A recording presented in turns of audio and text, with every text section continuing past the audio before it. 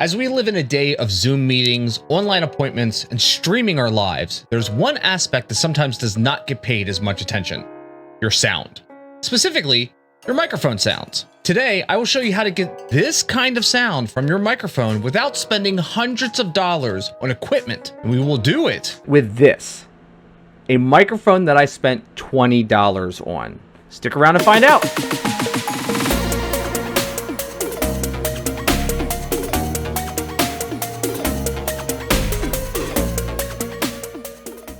My name is Verbal, and one of the questions I've been asked the most over the past couple years streaming, I stream over on Twitch at twitch.tv/verbal_RD, is what mic do I use or how do I get my mic to sound this way?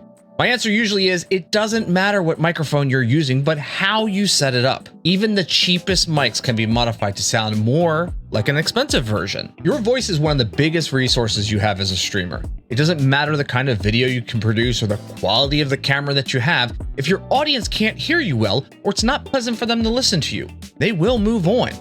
There are still many streamers out there with a decent audience that shows you don't even need to show your face to retain viewership. The one thing they do have is a decent microphone setup.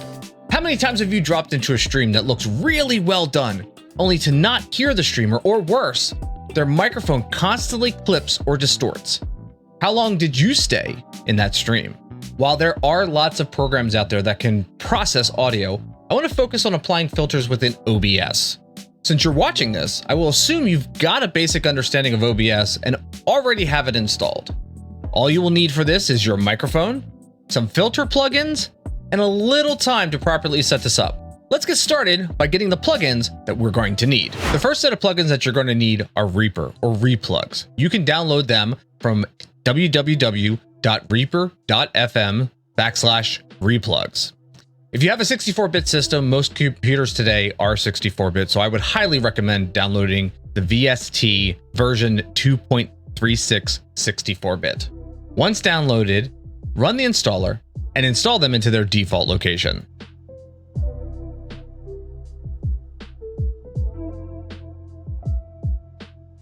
The next plugin that we're going to need is LoudMax, which is located at loudmax.blogspot.com. I would suggest downloading the VS2 plugin version 1.5 for Windows PC 3264-bit. Other versions are listed on the site if needed. Unfortunately, there's no installer package with this program, so what you will have to do is download this zip file to your desktop, right-click on it, and extract it. Once you extract the files, you can open up the folder, and you will find two DLL files located within. We need to add these to our VST folder manually. If you're unsure of where your VST folder is, there's a README file that will give you examples of the typical places where your VST folder is. My VST folder happens to be located under Program Files, VST Plugins. And if I open that up, I can already see that there's a Replug folder. So I'm going to want to create a new folder. I'm going to name that folder LoudMax. Open up the LoudMax folder, and then we are going to copy and paste both of those DLL files into this folder. The last plugin that we're going to need to get is Wider 2.0. That can be found at polyversemusic.com/products/wider. When you click on the download PC Mac button, you'll be presented with a form requesting an email address from you so that they can send you the link for the filter. Go ahead and enter in your name, whatever email you would like. If you wish to subscribe to their newsletter, you can, and then click Send Me Wider. Once you click on that link, you'll get a message down here saying download link sent successfully. Please check your email. Within a couple moments, the email should arrive in your inbox. The email will come from Polyverse Music, and within the email will contain two links, one for Wider 2 for Windows and one for Mac OS. Click on the one appropriate for your system and download the install. Once again, you will download a zip file that you will need to extract. Make sure that you save it in a location where you know where it is. Go ahead and extract the file. And in the file, you will find a Polyverse Wider Setup exe file, as well as the manual for Wider. Go ahead and double click on the exe file and install the plugin in its default locations.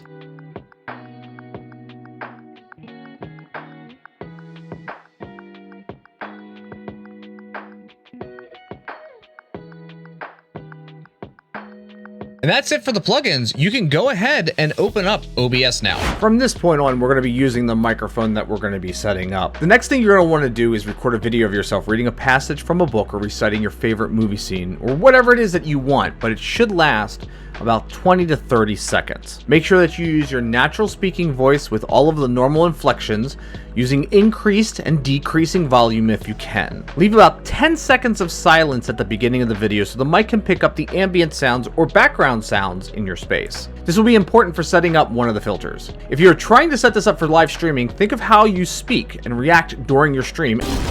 Here, you guys, oh no, it bounced! Oh shit, it bounced! And try to emulate that as well. Maybe with a scream or a loud celebration at the end. Woo! So you can have something that may pique your mic's input. Once you're done recording that video, you can set up a blank scene in OBS. So we're gonna call this one mic setup. And in this blank scene, we want to add a media source. So go ahead and either right click in the area and select add, or you can click on the plus button and select media source. Name this test video. And when this opens up, you want to point this towards the file that you saved. Mine's located on my desktop. And we want to set this up for a loop. So check in the loop button and then click on OK. And you can see here that I have the video all set up. So the next thing we're going to do is we're going to right click on the audio for the video and select Advanced Audio Properties. Locate the source in the Advanced Audio Properties, and under Audio Monitoring, click on the drop down and select Monitor and Output. You should then start to hear your looped video at that point. This is what we're going to use to set up our filters that we will eventually copy and paste to our microphone in OBS. I'm not going to torture you with me repeating over and over in this video recording, so I will make these adjustments on this microphone right here. The plugins that we're going to be adding today are an equalizer to define the scope, a compressor to keep the loud noises from being too loud, a gate to eliminate some of the background noise, another equalizer to balance out our voice, loud max to bring the quiet parts up and put a cap on our decibel level, and finally wider so we can get inside your head with some stereo sound. So right click on your video source and select filters. Under audio filters, click on either the plus symbol or right click and select add, and we want to add a VS2.x plugin. If you installed the plugins correctly in their initial locations, then OBS should automatically detect all of the plugins installed. I would suggest renaming these plugins so that you know what each one is used for. Additionally, it is important the order in which these plugins are done in, as OBS will start from the very top of your list and work its way all the way down, applying each one as it goes along. Also, please be aware that the settings that I'm going to be applying to this microphone work best for my voice. These exact settings may not be the best for you. As such, if your settings deviates from mine, that's perfectly normal, and this should be set up for your voice. So we're going to rename this first plugin, and it's either going to be Re-EQ or Re-EQ Scope, or something of your choosing. This is something that will help you identify what the plugins are being used for. Go ahead and click on OK, and then we are going to select the plugin. So click on the drop down, and we are going to select the Re-EQ standalone and go ahead and click on Open Plugin Interface. This step is not required. However, I have found that this setting does help know the area in which the filters are going to be applied in. You can play around with this scope and see how it affects your sound. If there's a particularly high noise in your environment or low noise in your environment that you may want to be able to remove from the start, this is how we do it. But we only need 2 of these tabs. So the first thing that we're going to do is click on tab number 4, and we're going to remove the band. And then we'll click on tab number 3, and we will remove that band as well. So we're left with 2 tabs. Since I can't do this live, as you will not be able to hear some of my audio, I'm going to record what the settings are supposed to be while I talk about it here. First, we're going to click on the first tab and change that from low shelf to high pass, and then click on number 2 and change the type to low pass. You should definitely hear a change in the audio of the video at this point in time, and as I said, if I was doing this live, you may not be able to understand me, so I've already made these changes. I'm going to start with tab 1 and change the frequency to 62.3 and the bandwidth to 1.72. In tab number 2, I'm going to change the frequency to 17000.0 and the bandwidth to 1.10. Those are my settings, but again, play around with the scope and see what works best for your recording. When you're done, you can close this window. The next plugin that we're going to apply is a compressor. The compressor will help normalize your audio levels by taking the peaks and squishing them down to a level you set to avoid your microphone from clipping or avoiding sudden loud noises that may not be pleasant to listen to by your audience. Again, we are going to add a filter to the audio filters by selecting the VS2X plugin. We're going to name this Recomp or whatever works best for you. We're going to select the VS2 plugin and we're going to select this time Recomp Standalone, and then click on Open Plugin Interface. First thing that we want to change is the attack to 2.0 milliseconds. And we're going to leave the release at 100 milliseconds. We will change the ratio to a 4.0 or a 4:1 compression ratio, which is pretty standard across most audio compressors. Take notice to the audio meter on the left and see where the audio levels are when you are speaking. Note the extreme peaks in the audio, but not your normal speaking voice.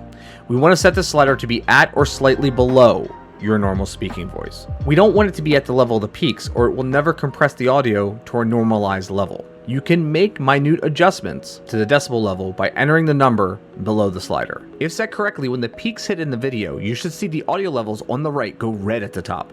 This is the compressor pushing down those levels, making the audio a more normalized volume level.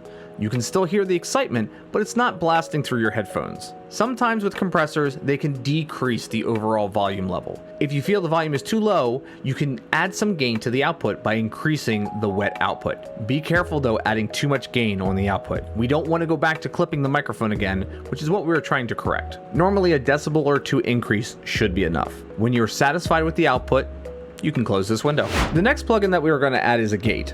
This will help remove or reduce unwanted background or ambient sounds in your environment, like a fan, an air conditioner, or even the sounds of typing or your PC.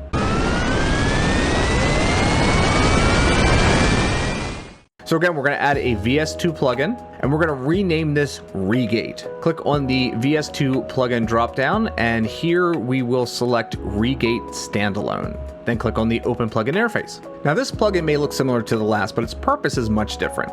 The last one pushes the peaks down. This one removes everything under a set decibel level. This is where the 10 seconds of silence at the beginning of your video is going to come in handy. Focus on that part of the video before you start speaking. You should see the audio on the left, registering a level, and then when you speak, it should go higher than that. We want to set this slider above the background noise, but below your speaking voice. If the slider is set above your speaking voice, even at the quiet parts, the audio may sound choppy and cut out. If you set that slider there now, you'll see what I mean. If you set it too low, below the background noise, then all of those noises will come through on your microphone. By finding that sweet spot between the two lines, like this,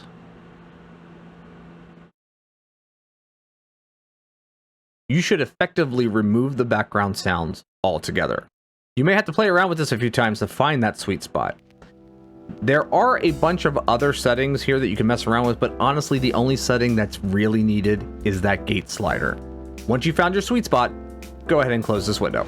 This next plugin is really going to depend on your own personal preference, how you want your voice to sound. We're going to add another VS2 plugin. We're going to rename this Re-EQ Voice. In the dropdown, we're going to select again the Re-EQ Standalone and go ahead and open the interface. This should look familiar, but this time we're going to keep all 4 tabs. We're going to change the type on the first and fourth tab. So go ahead and click on each and change that type to band on both. You can adjust each band by clicking on the tab and moving the sliders, or clicking through the number on the graph and moving that around.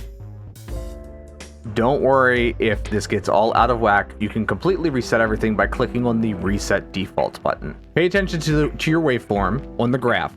That will show you where your voice is hitting, so you don't need to adjust above or below your own voice too much. Tab 1 will cover your low end bass, like so. Tab 4 will handle the highs or treble, like so. And 2 and 3 will cover your mids. And again, if things get a little too wonky and out of place, you can just hit the Reset Defaults, and we'll bring everything back to the beginning. I already know what the EQ for my voice is, so I will adjust that now so that you can hear the changes, but feel free to adjust these settings until you're happy with how you sound. So I'm going to start with tab 1 with a frequency at 100 Hertz and a gain of 6.0. Tab 2 will be at 300 Hertz with a gain of 2.0. Tab 3 will be at 1000 Hertz with a negative gain of 2.0. And finally, tab 4 will be at 5000 Hertz with a gain of 4.0. Again, this is personal for your voice, and my settings will probably not work for you unless you sound like me, and if so, I'm sorry. When you're happy with the sound of your voice, go ahead and close this window. Next, we're going to add a loud max filter. This filter acts like a limiter, only allowing your audio to reach a set decibel level no matter what, and an upward compressor, which aids in making the quiet parts a little bit louder. So add another VST plugin. We're going to name this one Loud Max. And in the drop-down selection, click on the Loud Max 64 if you have a 64-bit system. If you have a 32-bit system, just click on the Loud Max and then open the interface. Now, this is the most different looking filter so far, but it's very, very simple.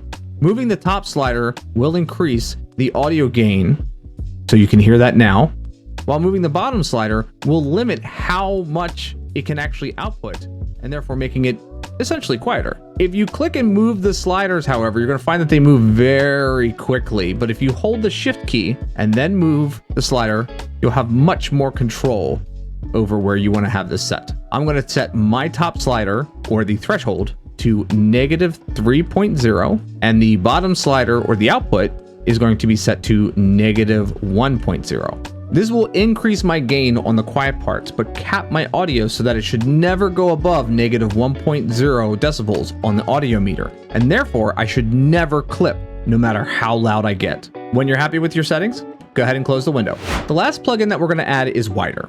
This plugin takes a mono input like a microphone and is able to add stereo quality to it. The way that I like to describe it is while listening without this plugin, I feel like my voice sits right in front of your eyes. By increasing the level of the Wider plugin, this moves my voice further into your head if you're wearing headphones. So we're going to add another VST2 plugin. We're going to name this one Wider. And we are going to select the Wider plugin and go ahead and open the interface. Now with this plugin, all that we are worried about changing is the percent. If you increase the percentage, you will hear my voice move into your head and eventually around it. Personally, I find that 25% keeps my voice right behind your eyeballs, but you can set this however much you want. I will say though that when you get above 100%, things get a little bit wonky, so be careful with this. When you are happy with your settings, go ahead and close the window.